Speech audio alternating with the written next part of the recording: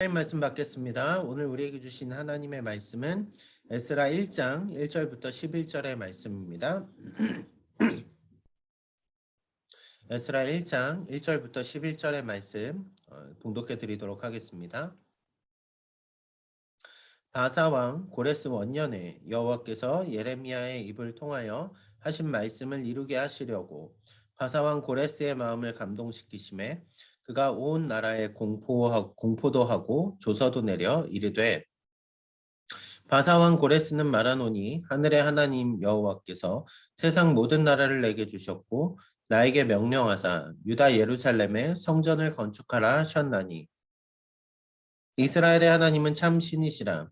너희 중에 그의 백성된 자는 다 유다 예루살렘으로 올라가서 이스라엘의 하나님 여호와의 성전을 건축하라. 그는 예루살렘에 계신 하나님이시니라.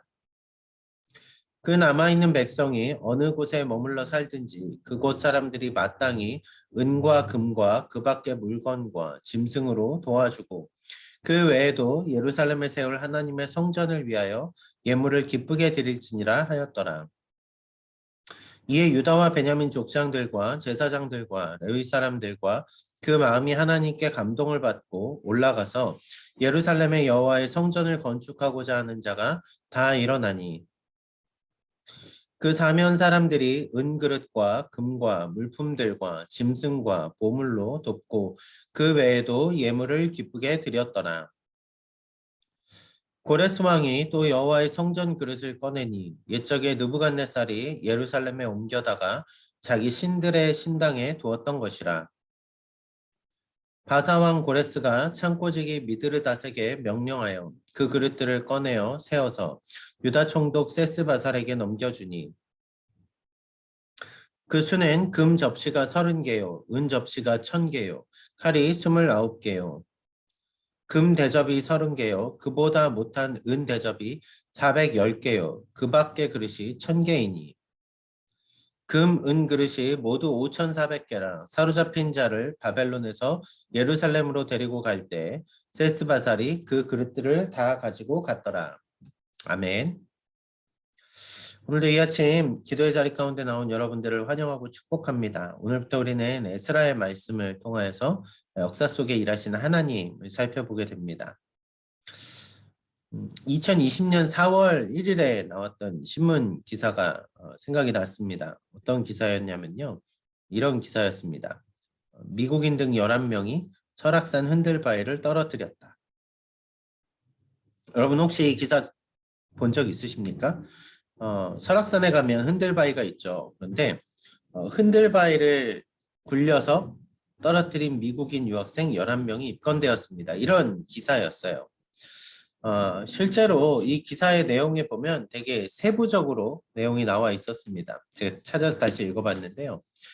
미국의 아리조나 출신의 11명의 미국인이 한국에 와서 가이드가 3월 31일 날 가이드가 한 이야기를 듣고 절대 굴려도 떨어지지 않는다는 말에 그게 안 믿어져서 돌을 굴렸는데 밀어서 떨어졌다라는 거죠.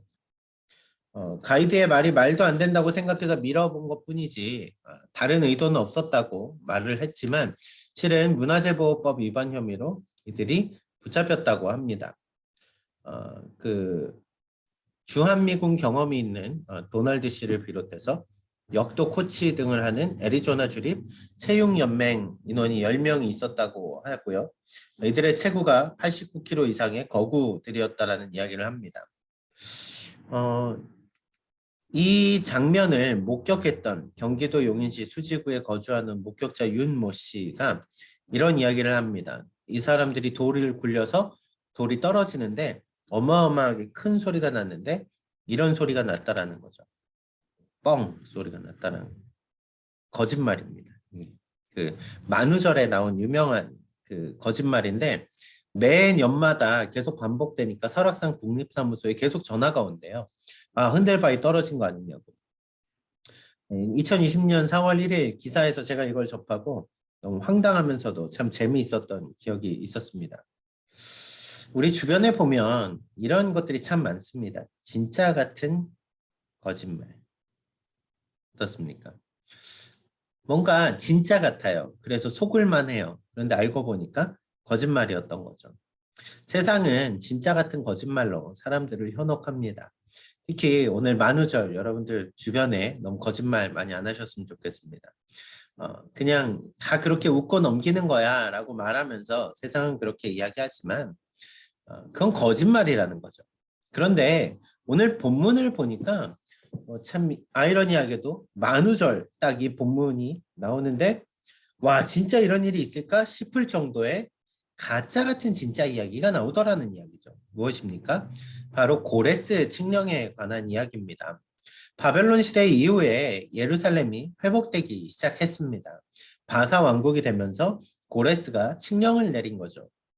무엇입니까? 고레스의 칙령을 통하여서 이제는 노예로 포로로 잡혀있던 이스라엘 사람들이 예루살렘으로 돌아가서 그들의 성전을 재건하고 그들의 성을 다시 지을 수 있는 놀라운 일들이 시작되었다라는 것이죠. 정말로 진짜 있었던 역사 속의 일이지만 어떻게 이런 일이 있지 싶을 정도로 가짜 같은 진짜 사건 아닙니까? 저는 오늘 본문 속에서 고레스가 내린 칙령 그것보다 더 중요한 사실을 하나 발견하고자 합니다. 바로 역사 속에 일하시는 하나님의 섭리 말입니다. 함께 에스라 1장 말씀을 통하여서 거짓말 같은 진짜라는 주제로 말씀을 나눌 때 오늘 우리 삶에 큰 도전이 임하기를 바랍니다. 먼저 에스라 1장 1절 2절 말씀을 다시 한번 살펴볼 텐데요. 제가 읽어드리겠습니다. 바사왕 고레스 원년에 여호와께서 예레미야의 입을 통하여 하신 말씀을 이루게 하시려고 바사왕 고레스의 마음을 감동시키시매 그가 온 나라에 공포도 하고 조서도 내려 이르되 바사왕 고레스는 말하노니 하늘의 하나님 여호와께서 세상 모든 나라를 내게 주셨고 나에게 명령하사 유다 예루살렘에 성전을 건축하라 하셨나니 바사왕 고레스 원년이라고 하면은 고레스가 바사라는 왕국을 세운 해를 말하겠죠. BC 539년의 일입니다. 이때 시대의 전환이 일어납니다. 어떤 전환입니까? 그 전까지는 바벨론이라는 거대한 제국이 땅을 다스렸는데 너무나 오래지 않아서 얼마 지나지 않아서 느부갓네살 왕 이후로 급격히 쇠락하기 시작하더니 바사, 우리가 잘 알고 있는 페르시아가 이제 집권을 하게 됩니다. 페르시아를 토대로 새로운 세대가 열리게 된 것이죠. 그 초대 왕이 누구라는 겁니까? 고레스라는 것입니다. 자, 고레스 이 시대에는 뭔가 놀라운 일들이 있었습니다. 왜요? 성경 말씀에 보니까 예레미야의 입을 통하여 하신 말씀이 이루어졌다라고 말을 하거든요. 예레미야가 어떤 말씀을 했을까요? 예레미야 30장 3절 말씀에 보면 이런 말씀이 나옵니다. 여호와의 말씀이니라 보라 내가 내 백성 이스라엘과 유다의 포로를 돌아가게 할 날이 오리니 내가 그들을 그 조상들에게 준 땅으로 돌아오게 할 것이니 그들이 그 땅을 차지하리라 여호와께서 말씀하십니다. 여러분 예레미야가 이 말씀을 할 때는 이런 소망이 있는 시기가 아닙니다. 무슨 이야기입니까? 이미 이스라엘이 위기 가운데 막 잡혀갔어요. 바벨론에 잡혀가고 지금 남은 이스라엘도 어떻게 될지 모르는 이 싸움에서 지면은 완전 나라가 소멸해버린 막 이런 상황들 가운데 있는데 예레미야는 뭐예요? 잡혀가라는 거예요. 하지만 염려하지 말라는 거죠. 왜요? 하나님이 돌아오게 할 것이라고요. 돌아오게 할 것이라고요. 자, 그 일이 언제 일어납니까? 지금 에스라의 시기에 일어나는 겁니다. 예레미야 선지자의 글과 같이라고 되는 거죠. 예레미야의 입을 통하여 하신 말씀처럼 이렇게 말씀이 성취되었다는 이야기죠. 더 놀라운 것은 이사야 45장 1절 말씀입니다. 여호와께서 그의 기름 부음 받은 고레스에게 이같이 말씀하시되 내가 그의 오른손을 붙들고 그 앞에 열국을 항복하게 하며 내가 왕들의 허리를 풀어 그 앞에 문들을 열고 성문들이 닫히지 못하게 하리라. 고레스라는 왕을 통하여 그 시대에 돌아오게 될 것을 이사야 선지자의 입을 통하여서 하나님은 우리에게 주셨다라는 것이죠. 실제로 오늘 본문 말씀해 보십시오. 하나님이 예레미야의 입을 통하여 하신 말씀을 이루게 하시려고 누구를 통해서 일하세요? 바사왕 고레스의 마음을 감동시키셨다라고 말해요. 감동시키셨다. 여러분 여기 감동시키다라는 말이 헤이르라는 말입니다. 이게 뭐냐면은 잠자는 사람을 깨우다라는 거예요. 감동시키다가 그 마음을 이렇게 휘젓다 이런 감정적인 느낌도 있지만 아직 자고 있는 깨치지 못하는 상태에 있는 사람을 흔들어 깨우는 거죠. 일어나. 하나님이 고레스의 마음에 헤이르 하신 거예요. 감동을 주신 겁니다. 하나님이 감동을 하셨더니 고레스가 앞선 이사야의 말씀처럼 이 모든 일들이 하나님이 하셨구나라는 걸 깨닫게 됐어요.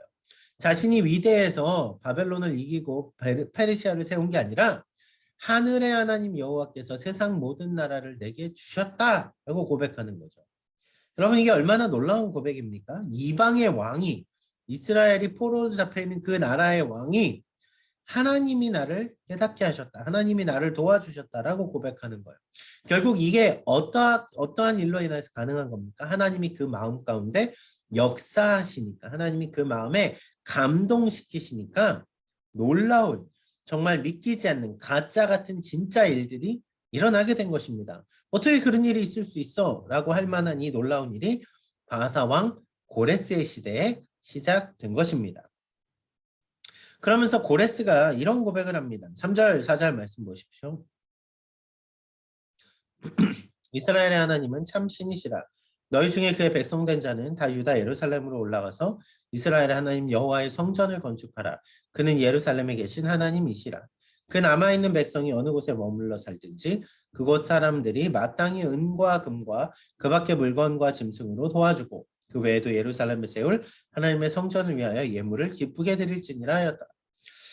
바사왕 고레스가 하는 고백이 무엇입니까? 이스라엘의 하나님은 참 신이시라 이거예요. 이스라엘의 하나님은 참 신이시라. 바벨론에서도 여전히 역사하셨던 하나님의 기록이 다니엘서에 있습니다. 어제 목찬에서도 말씀을 했죠.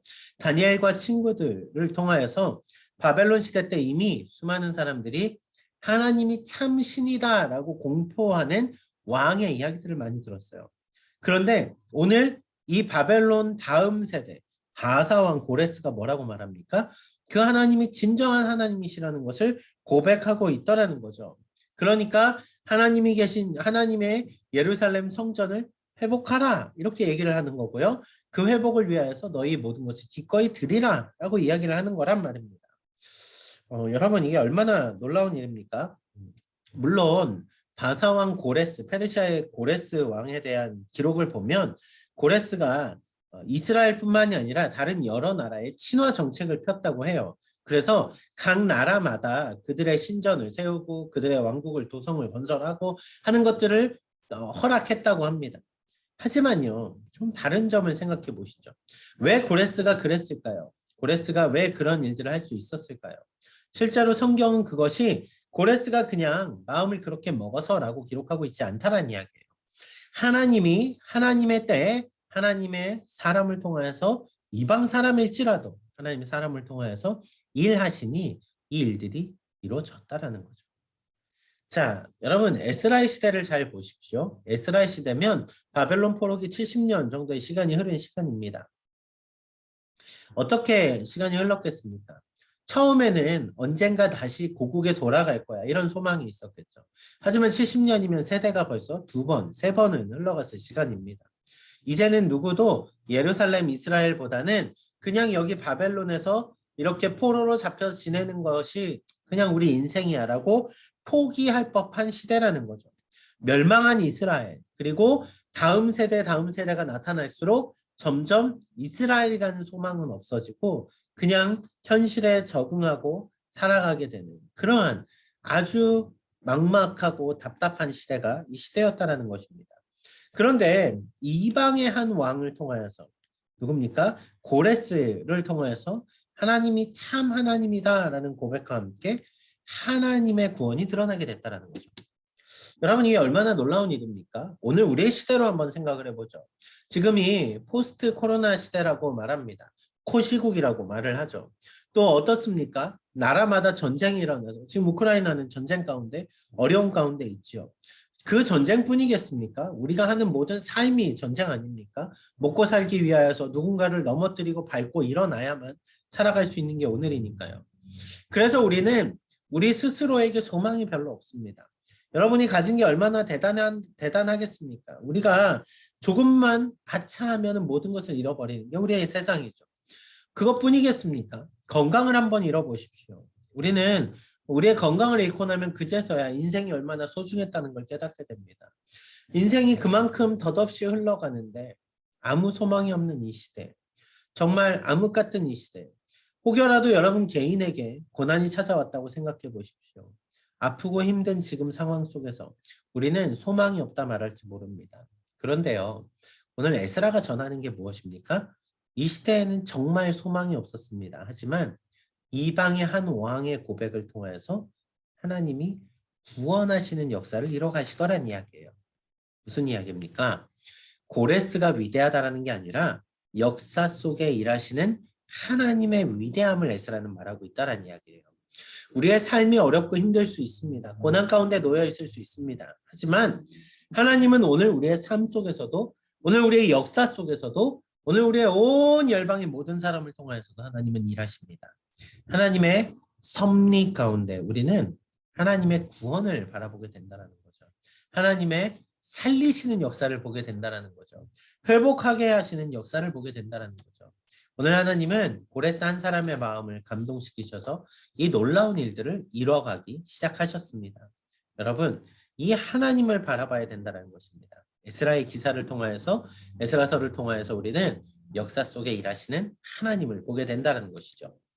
자, 이어지는 말씀을 보십시오. 하나님은 또 다른 사람들을 통하여서 일하기 시작하십니다.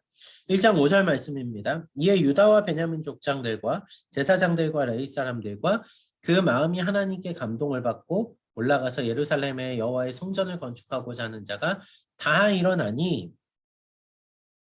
여러분 여기 유다와 베냐민 족장들, 제사장, 레위 사람들 이렇게 얘기를 하니까 우리는 이스라엘의 수많은 사람이 가서 예루살렘을 회복했다라고 생각할 수 있습니다. 그런데요, 실은 온 이스라엘 사람들이 아니에요. 유다와 베냐민 족장들이에요. 그리고 일부 제사장과 레위 사람들이 움직입니다. 일부가 움직였다라는 이야기입니다. 여러분, 왜 일부가 움직였을까요? 실은 살펴보면 이 사람들의 마음에 하나님이 감동을 주셨기 때문에 움직인 거예요. 그럼 나머지 사람들은 왜 하나님의 마음을 주시는데도, 역사가 흘러가는데도 움직이지 못한 걸까요? 실제로 당시의 시대적인 상황을 우리는 이해해야 됩니다. 바벨론 포로 한 3기 정도가 흘렀겠죠. 3세대 정도가 흘렀다면은 그들이 그 땅에서 정착하고 살았다라는 이야기입니다. 그 땅에서 먹고 살만해진 거죠. 이제는 그 땅의 생활이 익숙해진 겁니다. 세계 초강대국의 도시에 사는 사람들, 그들에게 아쉬운 것이 없는 거죠. 마치 이민자의 삶이 벅차지만 그래도 뭐 이곳 시드니나 미국의 뉴욕이나 워싱턴, 어떤 대도시 런던 이런 데 살고 있다라면 조금 힘들어도 어느 순간 정착하고 하다 보면 익숙해지는 거죠. 그런 익숙함 가운데 있는 사람들, 그래서 쉽게 움직이지 않는 사람들인데 하나님이 그들의 마음에 감동을 주십니다. 그러자 몇 사람들이 움직이기 시작하죠. 하나님의 감동하심, 해일을 또 한 번 하나님의 감동이 그들 마음에 임하니까 이들의 삶, 자신이 쌓아둔 것을 내려놓고 하나님의 주시는 꿈을 향해 달려가는 사람들이 있더라는 이야기. 자, 그 사람들이 달려가면서 어떤 일들이 벌어집니까?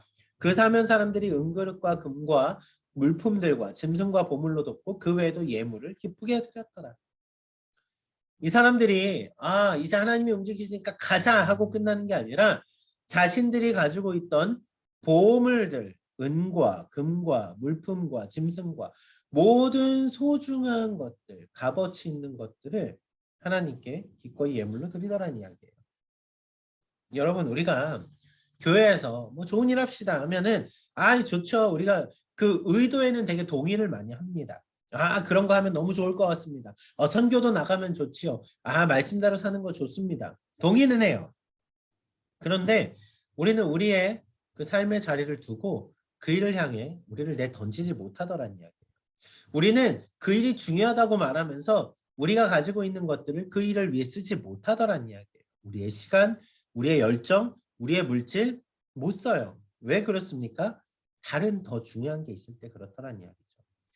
여러분, 예물을 기쁘게 드렸다. 우리는 이 말씀에 대해 잘 생각해 봐야 됩니다. 왜요?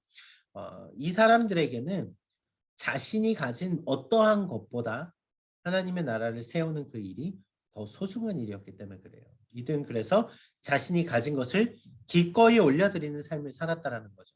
그러니까 여기 이 사람들의 보물은 더 이상 물질이 아니었다란 말입니다. 하나님이 세우실, 회복하실 그 나라, 예루살렘, 성전, 그것이었다라는 거죠. 여러분, 예수님은 이런 말씀을 하셨어요. 보물이 있는 곳에 너희 마음도 있다. 우리가 소중하게 여기고 포기하지 못하는 것일수록 하나님 내가 다 드릴게요. 요것만 빼고요. 요 말하는 그 하나가 실은 하나님보다 우리에게 더 큰 우상이 된다는 사실 여러분 아십니까? 우리가 우리의 보물을 움켜주면 움켜질수록 우리는 그 보물 때문에 살아가는 자들이 되더란 말이에요. 그러면 우리의 보물이 무엇이 되어야 됩니까? 하나님 나라가 되어야 된다는 거죠. 하나님의 뜻이 우리의 보물이 되어야 된다는 거죠. 그때 우리는 우리의 것들을 하나님께 내어드리게 됩니다. 그게 포기하는 인생 같아 보여서 아쉬우신가요? 아니요, 그렇지 않습니다.